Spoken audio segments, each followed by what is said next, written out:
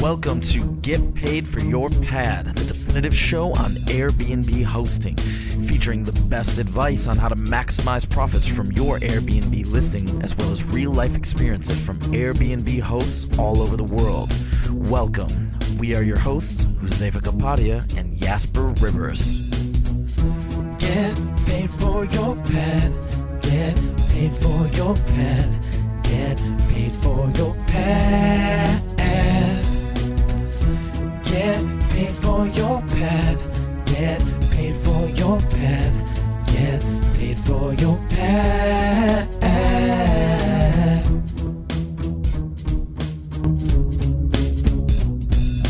Get Paid for Your Pad, episode number 98. Welcome, everybody. I am in San Francisco, still, just like last week when I was interviewing Bruce.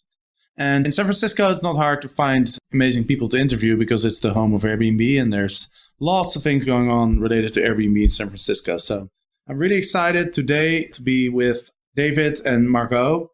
And they run a really cool startup, which is called Hostfully, which is a digital tool to provide guidebooks to your hosts. So David and Margot, welcome to the show. Thanks for having us.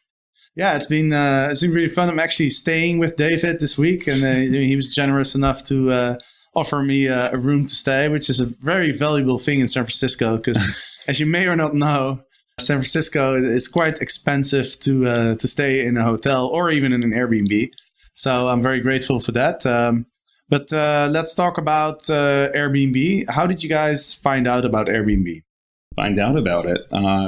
Just through lots of friends for me that I know that stay in it. Personally, my first time was from traveling around the world, actually. My wife and I, we took a 1-year sabbatical about 5 years ago between moving from New York City to San Francisco. And we went to 27 countries and stayed in 5 continents. And we stayed in 37 people's homes during that trip. We wanted to have a little bit of a off the beaten path, live like a local, or as Airbnb says now, live there experience. And instead of going from hotel to tourist site, this was better. And when we realized the incredible influence that the host has on the guest stay, anything a host told us to do went to the top of the list, the priority list, above TripAdvisor, above Yelp, above Lonely Planet, anything like that.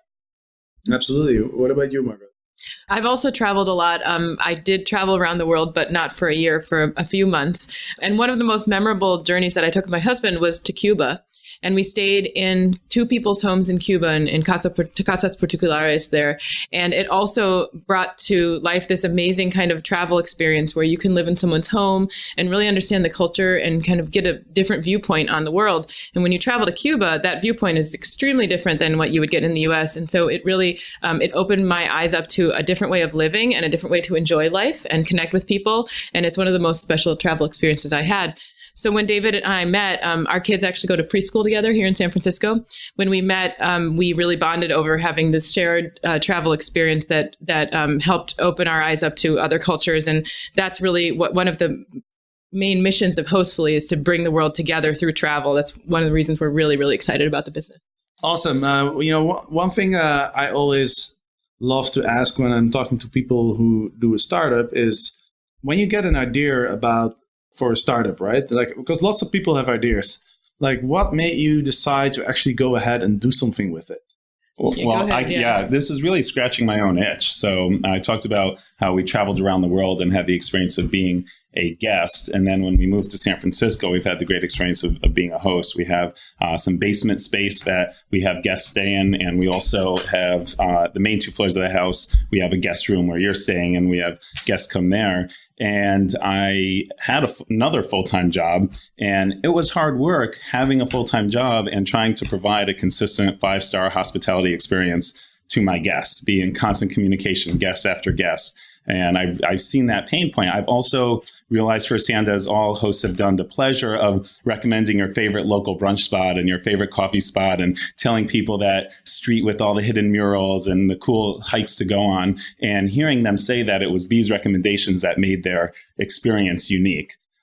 Most hosts that I've spoken to have some form of mediocre Word document reference that has some basic information about the home and some basic information about local stuff, but it doesn't look that great. And sometimes it's in a binder that's hard for the guests to carry around. It's not like they're actually going to carry that around. And I was surprised at the lack of tools there are out there for hosts to help them provide that 5-star experience. Yeah, and I think you're touching on a really good point, because I learned this as well, during my Airbnb experience. I noticed in the beginning that people were asking a lot of questions. And so I started putting together like a document, like you said, like kind of a mediocre document. But then as I started realizing how important this was, and I was getting a lot of feedback from my guests that they really enjoyed the information, I started to up my game a bit. So I actually created a pretty nice looking guidebook. At least I believe it looks pretty nice. You've actually seen it, yes, right? It's great. Top 1% of guidebooks we've seen, Jasper. Good job. Oh, wow. That's great to hear. Way to go. We've seen hundreds. Yes. Yeah. So, somebody actually helped me with it, because I'm not the most creative person in the world when it comes to making visually appealing things. And I've gotten lots of feedback on it. So I realized that it's definitely like a really important aspect of the hosting experience. Mm-hmm. So let's talk about what makes a good guidebook, because you guys are kind of like guidebook experts. I'm sure you've thought about this a lot developing the product, right? Mm-hmm. Like, what do people want to read? What do people want to see? And how do you present the information? Mm-hmm. Well, one of the things that we thought of first of all, we have seen a lot of guidebooks. We've seen about 250, maybe 300 guidebooks from different hosts around the world. Almost every host we talk to has a guidebook, and they look very different. Some of them are really long and have over 100 recommendations. Some have no recommendations at all, and they only have information about the home. So we went out on kind of a mission to discover what is a good guidebook. And one of the things we did was we looked to user experience to help us understand how you can create a good guidebook as a host. So what user experience teaches you is that you want to present information to users at the time when it's most useful for them. And you also want to present the kind of information that's relevant to them at that very time. So our guidebooks are a combination of listing information, like how to check out or how to check in, how to check out, how to get to the listing, what's the Wi-Fi code, and then recommendations. So what makes that listing really special? What makes the neighborhood special? What makes that host point of view special that will make the guidebook kind of be an extension of their personality? We also, though, in our studies found very interesting things that were going on with the way people use guidebooks. Most people created a guidebook in Word or maybe a long email. They would send it to their guests, maybe in advance, maybe not. Maybe it would just be printed at the listing. Some people did very interesting things, though, like they made little note cards and put them all around the home with instructions for how to use the coffee maker at the coffee maker, how to use the heater at the thermostat, how to unlock the door at the door, right? And actually, that was a very exciting thing for us to discover, because as guests, we noticed that we really liked it when the information was in different places at different times. And that made us realize that our guidebook had to be able to be used in print and in desktop and in mobile, and it had to be able to be accessed by anyone very, very easily. So that's the way our product works today. It's a URL. So when you send it to your guest, you send a URL out, and there's no app to download. It's really easy to access the information as a guest when you need it. So that's what we've discovered so far. As we get more hosts coming on board and creating more content on our guidebooks, we're going to learn more about what makes a great guidebook. But those are our initial learnings. And a big aim is to enhance the quality of the conversation, the interactions that the host is having with the guest. So oftentimes guests would come to me and they'd ask how to get there, and all of a sudden I'm taking out this map and showing stuff and being very detail oriented right when they arrived, and they're tired from the plane, and I'm showing them the bus stop and the supermarket and how to get to Alcatraz, which is far away, and they're not going to do that till 3 days later. Now I'm able to have a conversation about a great adventure. Oh, go to the Mission and go to Ike's Sandwiches and call them in advance. So when you hop on the bus, by the time you get there, you'll act like a local by going to the front of the line and getting that sandwich. And then there's a great park nearby. Go to the top of the park. You'll have a great view of the city. And don't worry, it's all in the guidebook. So in 2 days from now, when you want to do that, you can just whip that out and all the information's there. Don't worry about it now. And now I get to talk about the city I love. Mm-hmm. Awesome. So when people are listening to this, they probably want to know, how do you build these guidebooks? Mm-hmm. How does that work? Enthusiastically. No, in the beginning, we actually did help hosts build their guidebooks so that we could learn about our product. But now hosts can sign up on their own. And when you sign up, you enter your email address and a password and your listing address, and you enter in recommendations. And so it's what's called WYSIWYG, what you see is what you get tool, where you basically fill out a number of forms that help you fill out the guidebook in a structured way that makes sense. And then we present the information in a good way to the guest. Awesome. So the guest of the host will actually build their own guidebooks on your platform. Yes. They do. Yeah. And we make it really easy for hosts to do this so that we're integrated with Google Places and Google Maps API. So when you start to type in the name of your local coffee shop, it will actually pop up because it looks in your location and understands which coffee shops are close to you. So even if it is Starbucks, it will actually pick the Starbucks in your neighborhood. We're looking for ways, we're actually going to be implementing other ways that we can integrate to other sites that have great content like Yelp and also more of Google. So we're excited to continue to expand. Okay. Yeah. And you're offering the service completely for free, right? Yep. That's awesome. Such a deal. Yeah. Yeah, and I've actually started using your guidebook myself. All right. High five. Yes. David's guidebook? So he actually helped me. Jasper's guidebook. Oh, his own guidebook. Okay. Yeah. So David actually, he set it up for me. So I guess I got kind of a special treatment. Yeah. I don't know why, but yeah. But thanks for helping out. But I looked at it, and it looks great. And I noticed there's also a lot of recommendations in there that I didn't put in my guidebook, like general recommendations for Amsterdam. So is that something that is standard in the app or on the website? Well, we do offer some popular tours and activities. So we find that our tourists, our guests, they want that local coffee spot and that local brunch spot. And they also want to do here in San Francisco, Alcatraz and Cal Academy of Sciences and some of the more popular tourist attractions. So we have some default popular attractions that we also put in if you didn't put that in. Right. So let's say somebody signs up and that person lives in Los Angeles. Does the guidebook automatically contain some recommendations for Los Angeles? Yeah, yes. It does. And, and it does for major cities. Some of the smaller places, like if you were in, I don't know, like Lawrence, Kansas, or some smaller place in a non-urban part of the world, you might not get those automatic recommendations. But for most major cities, which is where we're seeing more Airbnb locations or Airbnb listings, we those. Right. Yeah. Lawrence, Kansas host, give us a shout out. I love Lawrence, Kansas. There's just not a lot of common tourist activities there. Yeah. Awesome. So then the next step, imagine you've created your guidebook and now you want to start using it. You want to send it to your guest. So how do you do that? Sure. Yes. We spoke with both hosts and guests, and we found it'd be a barrier if the host said, "Oh, I'm so glad you're staying with me. Now download and install this app on your phone for the 1 week you're on vacation." So it's responsive design. It's a simple URL that the host sends to the guests, and then it looks great on their desktop. It looks great on their phone. They can access it anywhere. Great. And let me just imagine being a guest, right? I get an email with a link to the Hostfully guidebook, because the guidebook will be hosted on your website, right? And so I look at the guidebook, I see all sorts of cool stuff. Now, can the host also print it out to put a copy on the table in the house? Yes. Yes, we found that's important. That's what most hosts are used to right now. Lots of guests, when they arrive, they want to have something physical to look at, so we can also print it out. Right. Okay, that's great. The next question I have is, I think it's very useful for Airbnb guests to be able to always have access to this guidebook, even if they're offline. Right. So how does that work? Let's say I go on the plane, I arrive in a different city, I don't have data on my phone, it's a new country. How do I access the guidebook? Yeah, that's a great question. It's something we've been considering since day one, actually, of founding the company. There's two ways we can do that. One is we can create a native mobile application, which we have not done yet, where the guest could download the information ahead of time and it would save to the mobile application.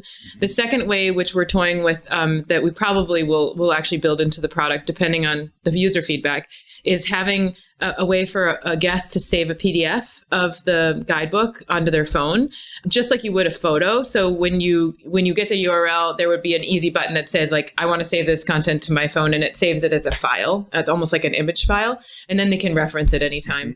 And that's kind of in in startups, you have to do the thing that actually is sort of the least amount of effort to understand if your users want it. So we'll probably go down that route, knowing that it's not the optimal experience for hosts. But if we see a lot of interest in usage of that feature, then we would, put more money into investing and making it better. Yeah. Right. Is that the idea of MVP, like minimal value product? Yeah, minimum viable product. Minimum viable product. Yeah, I learned about that. There's this book called The Startup by Eric. Lean Startup? The Lean Startup, Eric right. Ries. Yeah, that's the one I read. And I really like that idea. I really like the idea of the testing and iterating. Yeah, before you, because, it's interesting when you create something, and whether you create a book or a blog or whatever, like in your case, a product, you tend to think from your own perspective of what you think is cool. Mm-hmm. And what I've learned over the years is that what I think is cool is not always what people actually want. Exactly. There's a discrepancy. So, putting something out there and seeing if people like it. And then if they do, then you can build it out, right? Mm-hmm. Yeah. And that's why we love getting feedback from our users. And we're very proactive in reaching out to hosts when they sign up and asking for what feedback they have. And we've gotten really great feedback, not all positive, although a lot of it has been positive.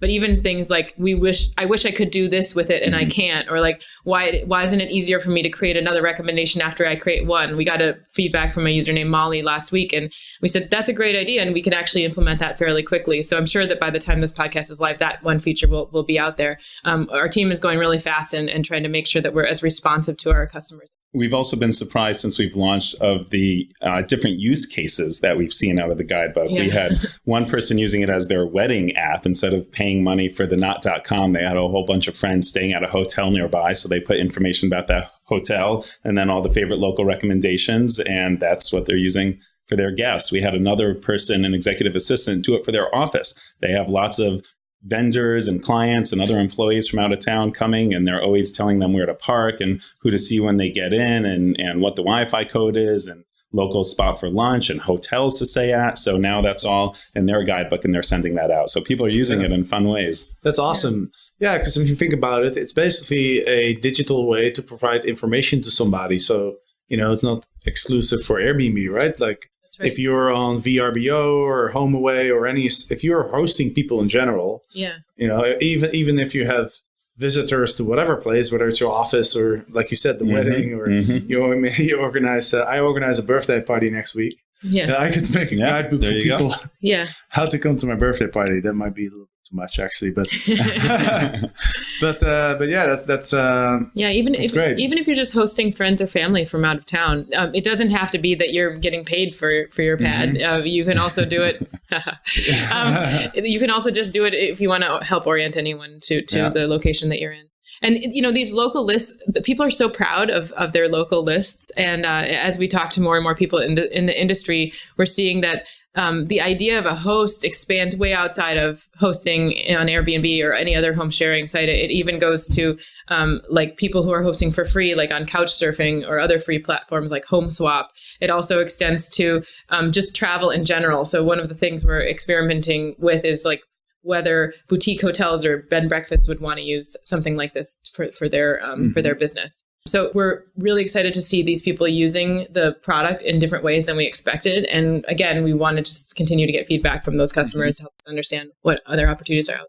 And also many people list on multiple platforms. Many Airbnb hosts, they also have a listing on VRBO, and they want to have something that's platform agnostic, that's something they can own. So whether they get a reservation on Airbnb or on VRBO or HomeAway, or it's a buddy from college, as Margot said, who's visiting them, they don't want to have to manage 3 different guidebooks. Yeah. So earlier you touched on the topic of how to create the guidebook, like what do you want to put in there? And you said that you've seen 250, 300 guidebooks and people do different ways, right? Yeah. People do different things. So what would you say is sort of the best way to put these guidebooks together? Like, because you can take it as far as you want. I can put like 200 recommendations or I could put one.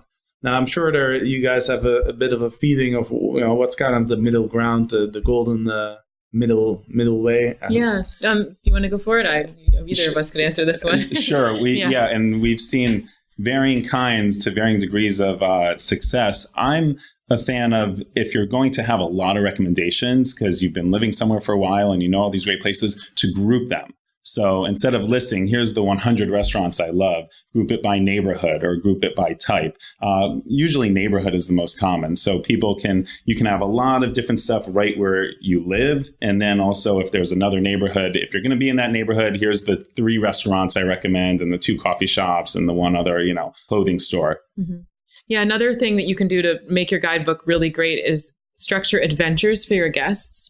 Actually, David had this in his guidebook before we founded the company, and it's one of the things that we still frequently get the most positive feedback from guests on, which is to say, hey, if you want to go on a 2-hour adventure that's in my neighborhood, here are the 5 different places you should visit and the street that you should walk down or take this bus to get here. Or if you want to go to an adventure that's like in Golden Gate Park, which is about a 15-minute walk away, here are the 3 or 4 things you should make sure to check out there.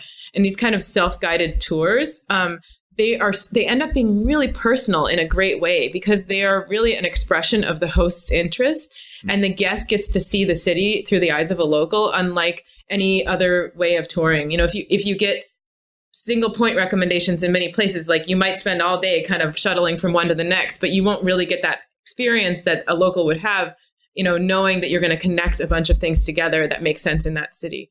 So I would say that like if I were my 2 pieces of advice would be 1, make sure that you focus the recommendations in your neighborhood, make sure they're really good, include a coffee shop, a grocery store, a restaurant for breakfast or brunch or lunch.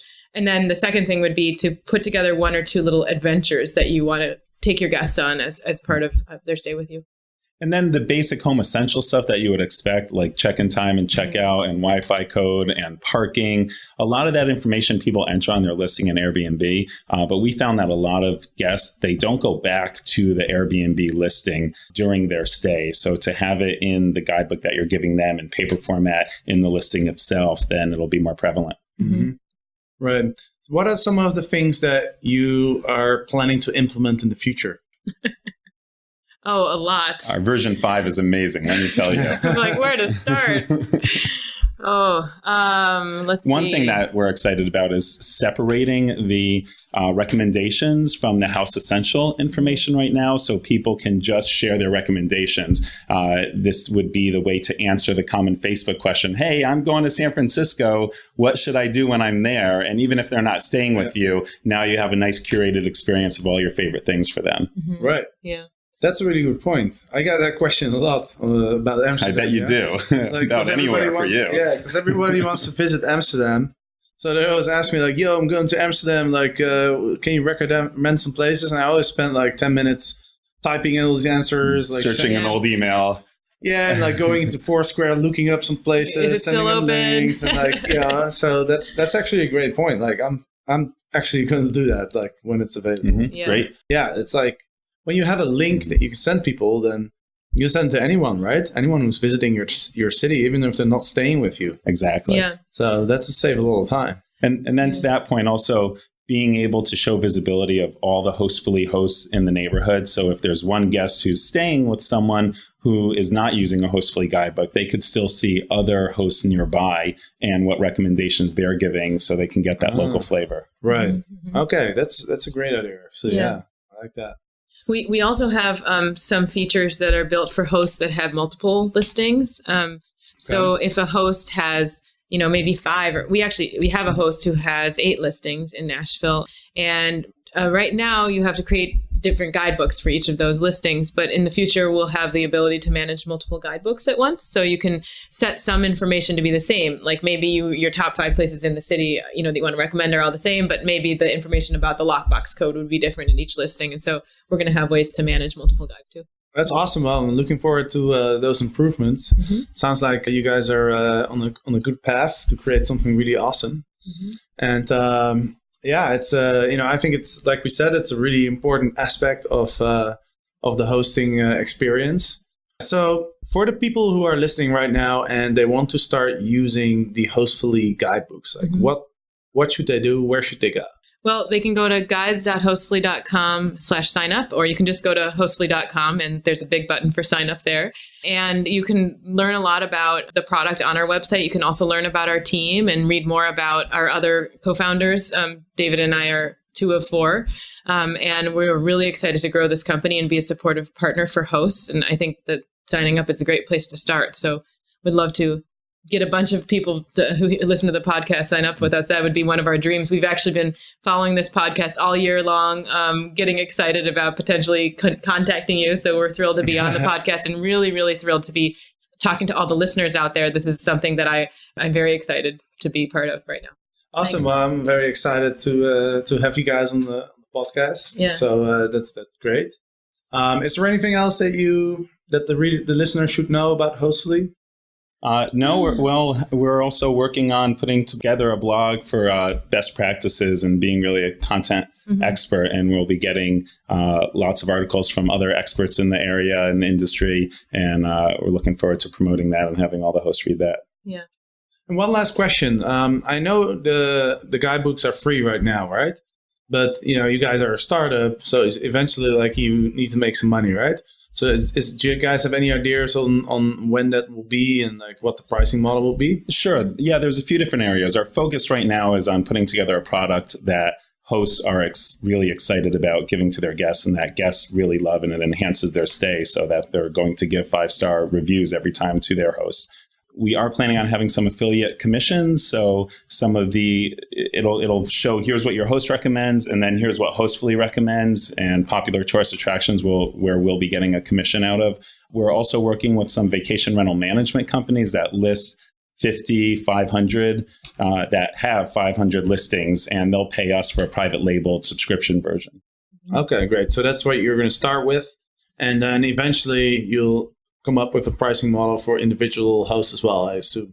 Well, yeah, individual hosts will be free. I mean, if you have multiple listings, we might end up charging, but one listing is right. free for sure. It's always going to be free. Wow. Yeah, that's awesome. Mm-hmm. Yeah, that's great. Because we make money when more guests use our product, and so we don't want to make it hard for the host to use our product. So, our dream is to have happy hosts using our product for free and sending out on a regular basis to their guests. That's our goal. And actually, that's one of the reasons why and I think Dave too, we're so excited about founding this kind of company, which is about really helping a dynamic that we're already seeing out there. We know that hosts want to give their guests a great stay. We want to be there to help facilitate that. And then we're building in a revenue model that doesn't get in the way of that interaction. It actually helps it. So that's what we can't wait to hear what you and your guests think about it. Yeah. Yeah. Well, I'll definitely let you know. All right. Yeah.